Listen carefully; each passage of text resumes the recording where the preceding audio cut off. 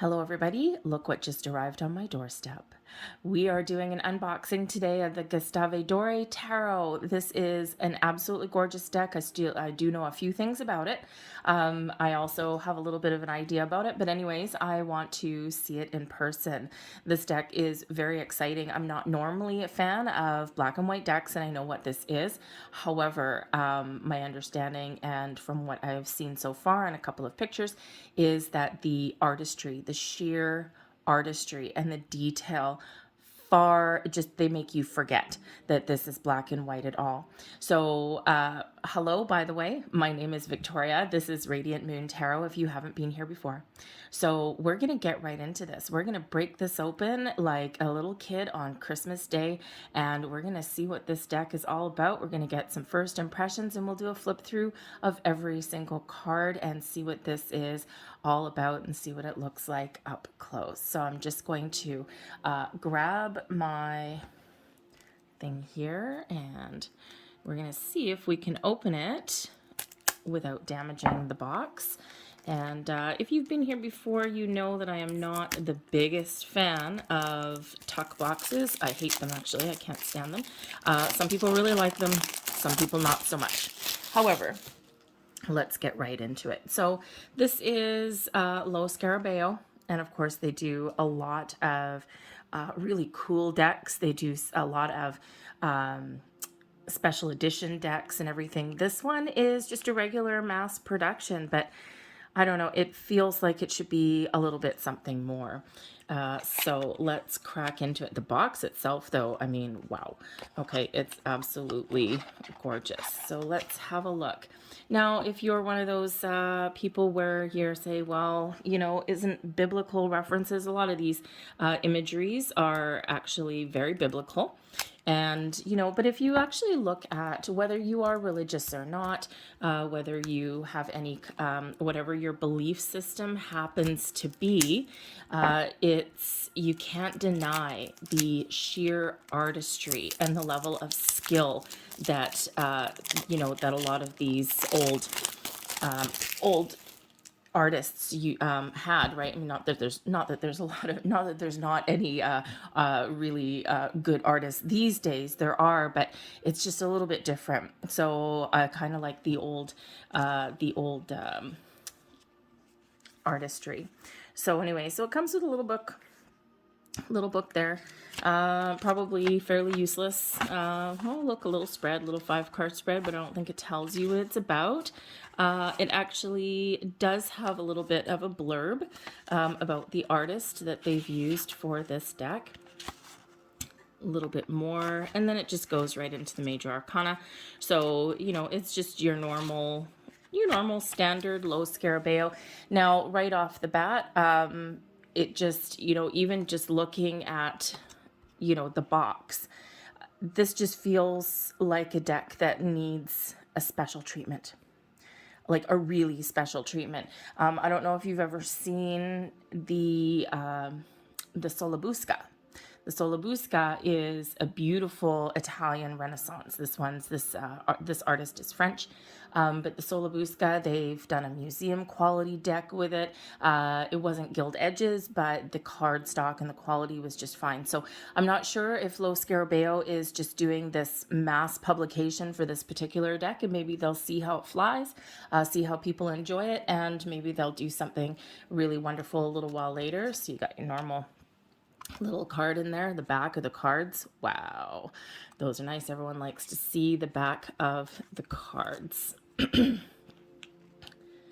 Got the little placement card there, and let's get into it. Now, if you don't have any religious belief systems or anything like that, you know, and if you're kind of wondering, well, what's biblical references doing in the tarot? Well, there's a lot of them there anyway. A lot of Christian references, I should say. But you know what? Appreciate it for the art. Simple as that. So let's get right into it. I'm gonna just zoom in just a little bit, and there we go. That way you can see them just a little bit better. So we have the Fool right there. Looks pretty good. Someone going out on an adventure. The Magician. Wow. It's like Moses holding up the 10 Commandments. I think that's when he smashed them. I grew up in Catholic school, so I do know a lot of these. Anyways, there is the High Priestess. Wow, nice lantern on her head. Looks pretty chill. Beautiful. The Empress. The Empress. Oops, I took another one. There we go. I stole the Emperor. There's the Emperor, the Hierophant, wise old spiritual dude, the Lovers, beautiful. We've got Adam and Eve in the garden. It's where they're supposed to be. We've got the guardian angel, probably giving them a little bit of guidance there, saying, don't eat the apple from the tree. We have the Chariot coming in there. I'm not sure what those are. They look like ostriches. So, okay, that's interesting. There might be something else. Justice. The Hermit. Wise old sage. The Wheel. They probably invented the wheel. Strength. Wow, that looks beautiful. And all those lions. So far, I'm appreciating how they got the art to closely resemble or help you visualize what the card actually means. There is another tarot deck out there that also uses the same artist. It's called the Bible Tarot. I think the Bible Tarot. It was put out a number of years ago. It's actually a really nice deck. I think these so far, the images match up the cards a little bit better. But the other one, the Bible Tarot, I think it's called. But anyways, that one it was a bigger card, nothing special really. And they had a big border around it. It's like it kind of hit the mark. So I like the fact that this does not have any borders, that we've just got the simple banner on the bottom. Because I think a border on these cards would actually detract a lot from this artistry. So the Hanged Man. Oops, lost one again. Helps if I only pick up the one card, huh? The Death card. Wow. That's kind of cool. That is really cool. Temperance. Wow, the Devil. Check that one out. It's one scary dude. I would not want to come across him in a dark alley. However, the Tower. Looks like the Tower of Babel. The Star. Beautiful, staring up at the sky. The Moon. Well, that's a different perspective of the moon. That's kind of cool. The Sun. Judgment. Wow, look at the detail in this card. Look at that. Judgment Day. That is gorgeous. The World. Wow. Look at this one up close. This is the one on the box. But look at this. Look at the detail in that card. I feel these cards need to be a little bit bigger to fully appreciate the art. But again, hopefully, fingers crossed, hopefully this is just the mass production run. And I really, really hope they'll give this some more treatment. Anyways, the Ace of Cups. Beautiful. Two of Cups. The Three, some celebration. Four of Cups, woe is me. Five of Cups. Six of Cups, there's your prerequisite children. Seven of Cups. A little bit of an addiction there, maybe. Gambler, that's funny. That's actually pretty good. The Eight of Cups. Walking away, finding our dreams, following our dreams. The Nine of Cups. Wow, that's sure. That's actually really amusing. But anyways, the Nine of Cups, of course, is wish fulfillment, contentment, feeling very very pleased, very happy. So that would be that. Let's see, the Ten of Cups there, some happy page, prerequisite barrel of water in that one. That's okay. The Knight in shining armor, Queen, King of Cups. He looks like an older version of the Nine of Cups guy. But anyway, Ace of Pentacles. Very nice. Two of Pentacles. And actually, if you look up some of the original, quite often the Two of Pentacles, if you look at this is like, woohoo, a little bit of a celebration, someone having some fun. If you look up, there's, of course, a number of different systems, right? We've got Marseille, we have the Thoth system, we've got the Rider-Waite-Smith, and then there's, a couple of others out there. But the way back, part of the original interpretation of the Two of Pentacles, often these days, modern readers, we do instantly say, oh, you're juggling a lot of priorities, you're really busy, you're trying to keep your balance, all of those things. But the Two of Pentacles actually was like a juggling act at the circus, like that kind of energy, like that kind of, having a little bit of fun. So I think this actually captures part of that original essence. And of course, there's, different interpretations as things has gone over time. But this one is kind of one of a little bit of celebration in the background. So just kind of, balancing on one foot, but having fun. So anyways, Three of Pentacles. Got a vision, we're creating it. Four of Pentacles, it's interesting. The Five, yeah, poor. Six of Pentacles, it's where things start to get a little bit better. So, sorry if you just heard a little weird snore in the background. It's my dog. She likes to hang around my tarot table. Seven of Pentacles. The Eight, working hard. Nine of Pentacles. Oh yeah, a little bit of luxury. Gotta like some luxury. The Ten of Pentacles. Nice. Page of Pentacles. The Knight. Queen. The King. Ace of Wands. Two of Wands. Three of Wands. The Four of Wands. Now that's kind of interesting. I guess everyone's getting ready for a little bit of a celebration. People are bringing in the foundations of like kind of a party tent kind of thing, most likely, or of a what do they call that? It's not a tent. It's, you've got the four pillars, I guess, like a gazebo type of thing. Anyways, whatever you call it. Anyways, Five of Wands, a little bit of a battle or a competition. Six of Wands. Oh yeah, victory, a little bit of a victory march, victory parade there. Seven of Wands. Stand up. The Eight of Wands. Now that's an interesting image to pick with the Eight of Wands.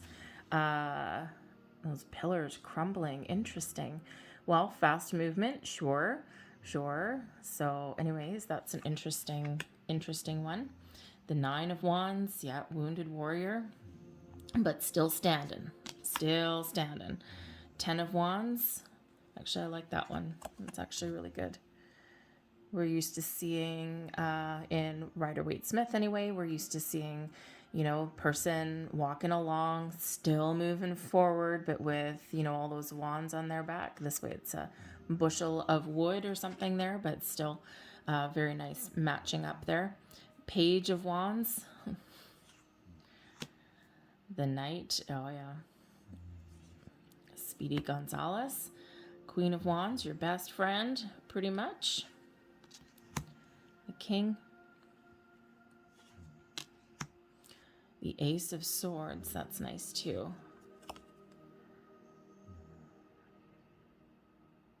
These are just absolutely beautiful. The level of detail in the artwork. Again, even if you're not, into the Bible specifically, it's really the artistry that's more than anything else. So I know that some people are going to say, well, why would people put biblical images with tarot, which is an evil divination system? You can just look up some things, like Dorian Virtue, things like that. I forget what the passage is somewhere in the Bible about divinate, thou shall not, do fortune telling or whatever it says. But the thing is, the back there in that right in that vicinity of that particular message, it also says that you're a sinner if you shave off your beard. So we'll take that as it is. The Three of Swords. Oh man, Three of Swords is a difficult card anyway to see. Usually 3 swords in the heart, and this is just wow. That is one hell of a heartache there. 4 of Swords. Take a load off. It's actually a really cool one. Look at that. Beautiful. Absolutely beautiful. The 5.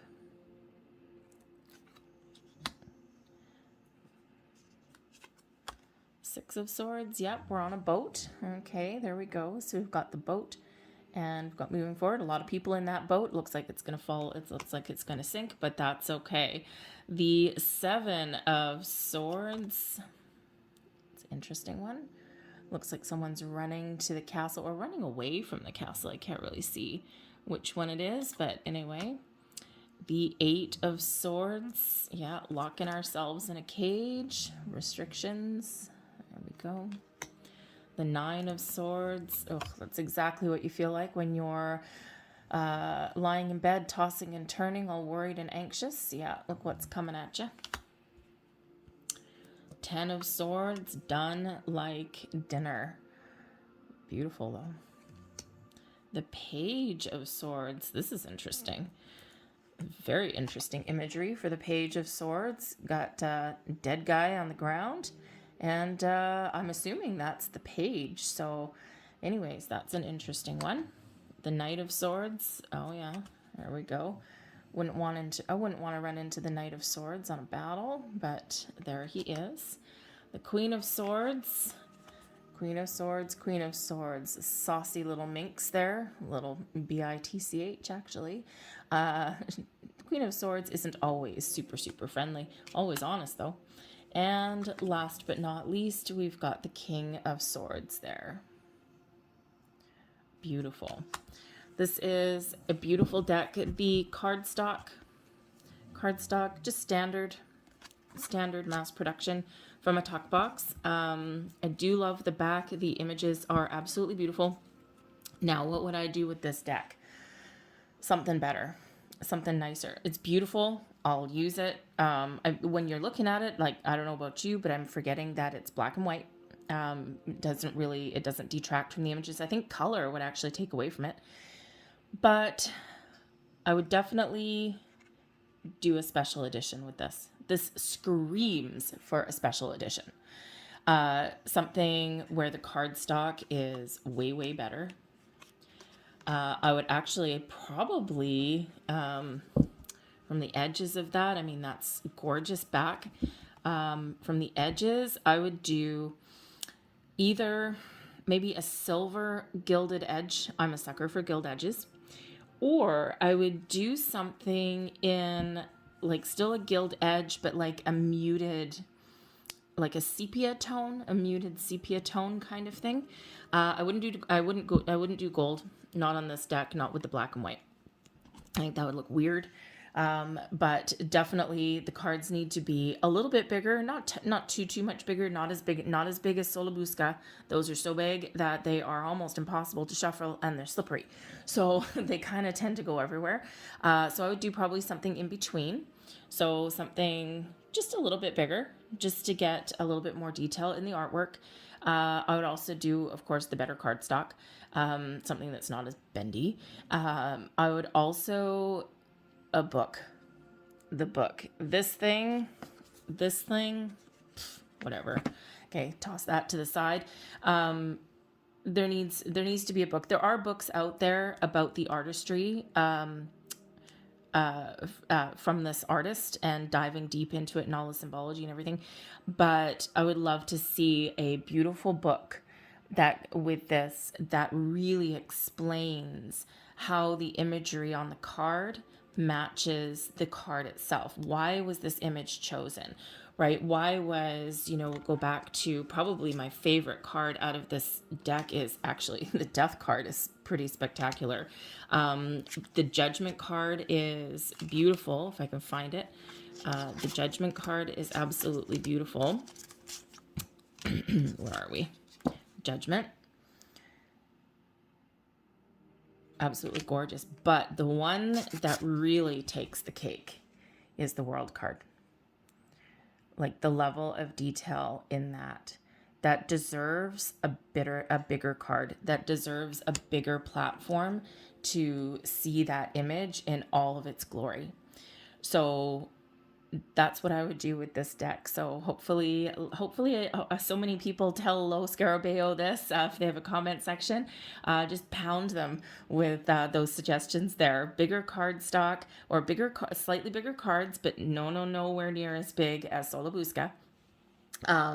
Probably, I would say this is even too big. This is the Tarot of the Enchanted Soul, and it doesn't even fit on the screen. You see how big that is in comparison to that.